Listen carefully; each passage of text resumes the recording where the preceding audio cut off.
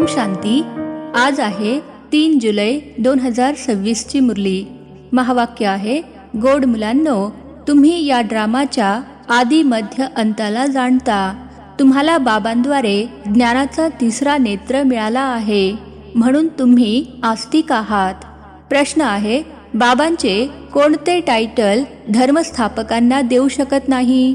उत्तर आहे, बाबा आहेत सतगुरू। कोणत्याही धर्मस्थापकाला गुरु म्हणू शकत नाही, कारण गुरु तो आहे जो दुःखातून सोडवून सुखामध्ये घेऊन जाईल।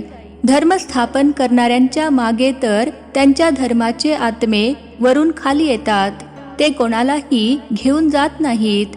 बाबा जेव्हा येतात तेव्हा सर्व आत्म्यांना घरी घेऊन जातात, म्हणून ते सर्वांचे सतगुरु आहेत। गीत आहे, इस पाप की दुनिया से कहीं दूर ले चल। ओम शांती। गोड गोड रुहानी मुलांनी गाण्याची ओळ ऐकली। ही आहे पापी दुनिया। मुले जाणतात देखील ही पाप आत्म्यांची दुनिया आहे। किती वाईट शब्द आहेत, परंतु मनुष्य हे समजू शकत नाहीत की खरोखरच ही पाप आत्म्यांची दुनिया आहे। जरूर कोणती तरी पुण्य आत्म्यांची दुनिया देखील होती, तिला म्हटले जाते स्वर्ग। पाप आत्म्यांच्या दुनियेला म्हटले जाते नरक। भारतामध्येच स्वर्ग आणि नरकाची चर्चा खूप आहे। व्यक्तीचा मृत्यू होतो तर म्हणतात स्वर्गवासी झाला, तर यावरून सिद्ध होते की नरकवासी होते। पतित दुनियेमधून पावन दुनियेमध्ये गेला, परंतु मनुष्यांना काहीही ठाऊक नाहीये। जे येते ते बोलून टाकतात, यथार्थ अर्थ काहीही समजत नाहीत। बाबा येऊन तुम्हा मुलांना दिलासा देतात की आता थोडा धीर धरा, तुम्ही पापाच्या ओझ्याने खूप भारी झाला आहात। आता तुम्हाला पुण्य आत्मा बनवून अशा दुनियेमध्ये घेऊन जातो ज्याला स्वर्ग म्हटले जाते। तिथे ना कोणते पाप असेल ना कोणते दुःख असेल। मुलांना दिलासा मिळाला आहे। आज इथे आहोत, उद्या आपल्या शांतीधाम सुखधाम मध्ये जाणार। असे आजारी व्यक्ती थोडी बरी होण्याच्या स्थितीत असते तर डॉक्टर त्यांना दिलासा देतात, लवकरच तुम्ही खूप बरे व्हाल। आता हा तर आहे बेहदचा दिलासा। बेहदचे बाबा म्हणतात, तुम्ही तर खूप दुःखी पतित झाले आहात। आता मी तुम्हा मुलांना आस्तिक बनवतो। आणि मग रचनेचा देखील परिचय देतात। ऋषी इत्यादी तर म्हणत आले आहेत की आम्ही रचयिता आणि रचनेला जाणत नाही। आता त्याला कोण जाणतात, कधी आणि कोणाद्वारे जाणू शकतात, हे कोणालाही माहीत नाही। ड्रामाच्या आदी मध्य अंताला कोणी जाणतच नाहीत। बाबा म्हणतात, मी संगम युगावर येऊन ड्रामा अनुसार तुम्हा मुलांना सर्वप्रथम आस्तिक बनवतो, नंतर मग तुम्हाला रचनेच्या आदी मध्य अंताचे रहस्य ऐकवतो। अर्थात मी तुमचा ज्ञानाचा तिसरा नेत्र उघडतो। तुम्हाला ज्ञानरूपी प्रकाश मिळाला आहे। जसे स्थूल दृष्टी जाते तर मनुष्य आंधळे होतात, यावेळी मनुष्यांना ज्ञानाचा तिसरा नेत्र नाही आहे। मनुष्य असून त्या पित्याला आणि रचनेच्या आदी मध्य अंताला जाणत नाहीत, तर त्यांना बुद्धिहीन म्हटले जाते। गाण्यामध्ये देखील आहे, एक आहेत आंधळ्याची मुले आंधळी, दुसरे आहेत सज्जे अर्थात दिव्य दृष्टी असणारे। दाखवतात की महाभारताचे युद्ध झाले आणि एका आदी सनातन देवी देवता धर्माची स्थापना झाली। बाबांनी आत्म्यांना सतयुगी स्वराज्य देण्याकरिता येऊन राजयोग शिकवला होता। आत्मे म्हणतात, मी राजा आहे, मी बॅरिस्टर आहे। तुमची आत्मा आता जाणते की आम्ही विश्वाचे रचयिता बाबांकडून विश्वाचे स्वराज्य प्राप्त करत आहोत। ते कशाचे रचयिता आहेत? नवीन दुनियेचे। बाबा नवीन सृष्टी रचतात, क्रिएटर देखील आहेत, तर त्यांच्यामध्ये सर्व ज्ञान देखील आहे। जगाचा संपूर्ण इतिहास एकही कोणी जाणत नाही। कोणालाही ज्ञानाचा तिसरा नेत्र नाही आहे। बाबांशिवाय इतर कोणीही तिसरा नेत्र देऊ शकत नाही. जगाचा इतिहास, भूगोल, मूल वतन, सूक्ष्म वतन, स्थूल वतन हे सर्व तुम्ही जाणता. मूल वतन आहे आत्म्यांची सृष्टी. संन्यासी म्हणतात की आम्ही ब्रह्ममध्ये विलीन होणार अथवा ज्योत ज्योतीमध्ये विलीन होईल, परंतु असे काही नाही आहे. तुम्ही जाणता ब्रह्मतत्वामध्ये जाऊन निवास करू. ते शांतीधाम घर आहे. ते अर्थात दुनियावाले म्हणतात ब्रह्मच भगवान आहे. किती फरक आहे. ब्रह्म तर तत्व आहे. जसे आकाश एक तत्व आहे, तसे ब्रह्म हे देखील एक तत्व आहे, जिथे आपण आत्मे आणि परमपिता परमात्मा निवास करतो. त्याला स्वीट होम म्हटले जाते. ते आहे आत्म्यांचे घर. मुलांना माहीत झाले आहे ब्रह्म महतत्वमध्ये आत्मे काही विलीन होत नाहीत आणि आत्म्याचा कधीही विनाश होत नाही. आत्मा अविनाशी आहे. हा ड्रामा देखील पूर्वनियोजित अविनाशी आहे. या ड्रामामध्ये किती ॲक्टर्स आहेत. आता आहे संगमयुग, जेव्हा सर्व ॲक्टर्स हजर आहेत.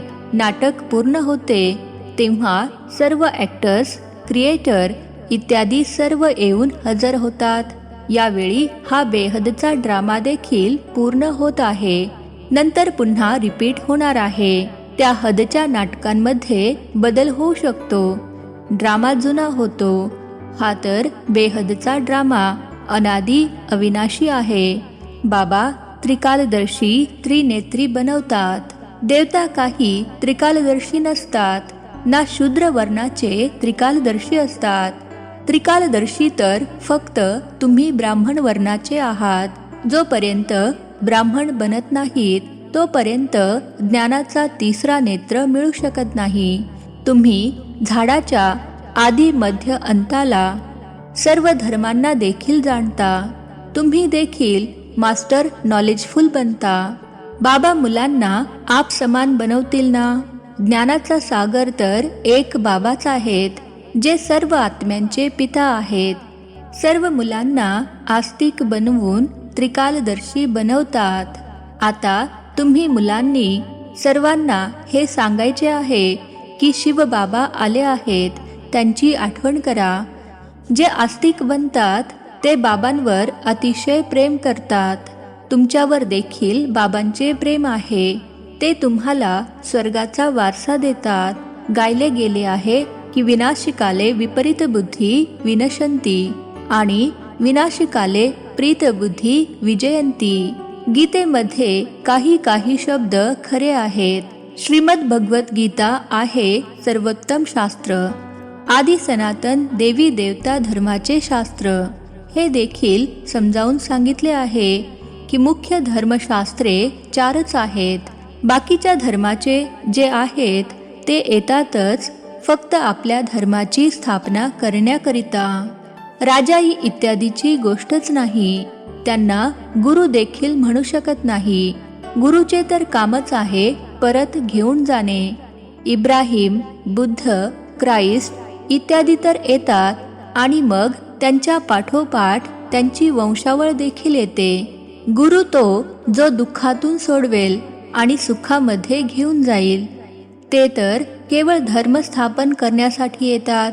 इथे तर बऱ्याच जणांना गुरु म्हणतात. ब्रह्मा, विष्णू, शंकर यांना देखील गुरु म्हणू शकत नाही. एक शिवबाबाच सर्वांचे सद्गती दाता आहेत. बोलावतात देखील एका रामाला. शिवबाबांना देखील राम म्हटले जाते. अनेक भाषा आहेत तर नावे देखील अनेक ठेवली आहेत. मूळ नाव आहे शिव. त्यांना सोमनाथ देखील म्हणतात. सोमरस पाजला अर्थात ज्ञानधन दिले. बाकी पाणी इत्यादीची तर गोष्टच नाही. तुम्हाला सन्मुख, नॉलेजफुल, ब्लिसफुल बनवत आहेत. बाबा तर ज्ञानाचा सागर आहेत. तुम्हा मुलांना ज्ञानाच्या नद्या बनवत आहेत. सागर एक असतो. एका सागरापासून अनेक नद्यांचा उगम होतो. आता तुम्ही आहात संगमावर. यावेळी ही सारी धरती रावणाचे स्थान आहे. फक्त एक लंकाच नव्हती, परंतु साऱ्या धर्तीवर रावणाचे राज्य आहे. रामराज्यामध्ये फार थोडे मनुष्य असतील, हे आता फक्त तुमच्या बुद्धीमध्ये आहे. बाबांनी समजावून सांगितले आहे, मी 3 धर्मांची स्थापना करतो, ब्राह्मण, देवता, क्षत्रिय. मग वैश्य शूद्र वर्णामध्ये बाकीचे सर्व येऊन आपला आपला धर्म स्थापन करतात. अनेक धर्मांचा विनाश देखील करवतात. भारतामध्ये त्रिमूर्तीचे चित्र देखील बनवतात, परंतु त्यामध्ये शिवचे चित्रच गायब केले आहे. शिवाच्या माध्यमातूनच हे सिद्ध होते की परमपिता परमात्मा शिव ब्रह्माद्वारे स्थापना, विष्णूद्वारे पालना करतात. त्यांना करण करावनहार म्हटले जाते. बाबा स्वतः देखील कर्म करतात, तुम्हा मुलांना देखील शिकवतात.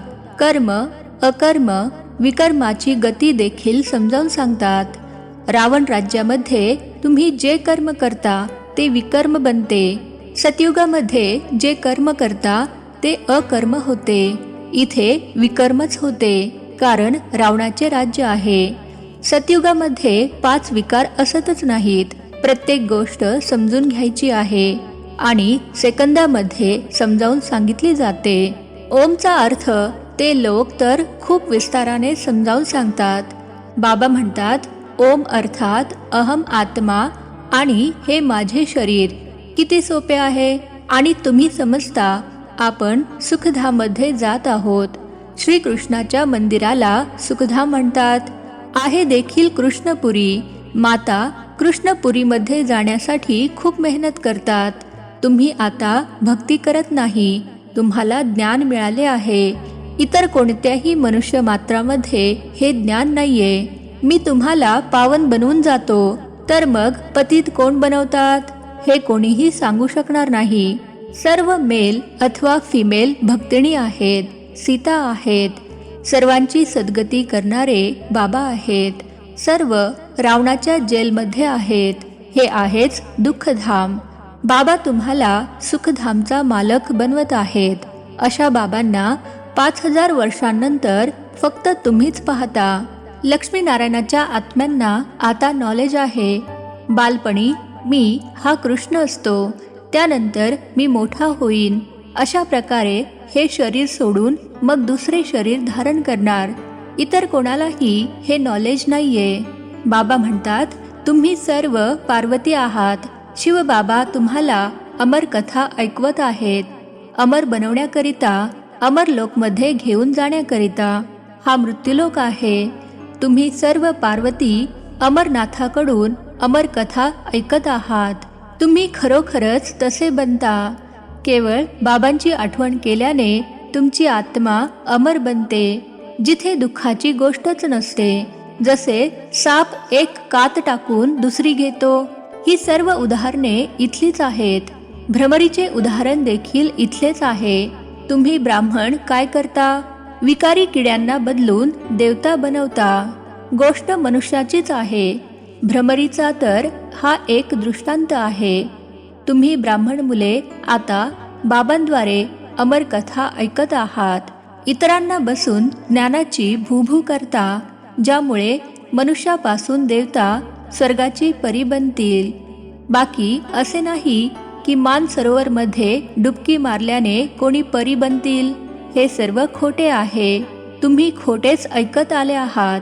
आता बाबा सत्य ऐकवत आहेत. आता बाबा म्हणतात, स्वतःला आत्मा समजा. तुम्ही समजता निराकार परमपिता परमात्मा या मुखाद्वारे ऐकवत आहेत. आपण या कानांद्वारे ऐकत आहोत. आत्मअभिमानी बनायचे आहे. मग परमात्मा देखील रिअलाइज करवून देतात की मी कोण आहे. दुसरा कोणीही असे आत्मअभिमानी बनवू शकत नाही. बाबांव्यतिरिक्त इतर कोणीही असे म्हणू शकत नाही की तुम्ही आत्मअभिमानी बना. शिवजयंती देखील साजरी करतात, परंतु त्यांची जयंती कशी आहे हे जाणत नाहीत. बाबा स्वतःच येऊन समजावून सांगतात, मी साधारण वृद्धतनामध्ये प्रवेश करतो, नाहीतर ब्रह्मा येणार कुठून? पतित तनच पाहिजे. सूक्ष्म वतनवासी ब्रह्मामध्ये विराजमान होऊन तर ब्राह्मण रचणार नाहीत. म्हणतात मी पतित शरीर पतित दुनियेमध्ये येतो. गायले गेले आहे ब्रह्माद्वारे स्थापना. मग ज्यांची स्थापना करतात, जे हे ज्ञान प्राप्त करतात, ते देवता बनतात.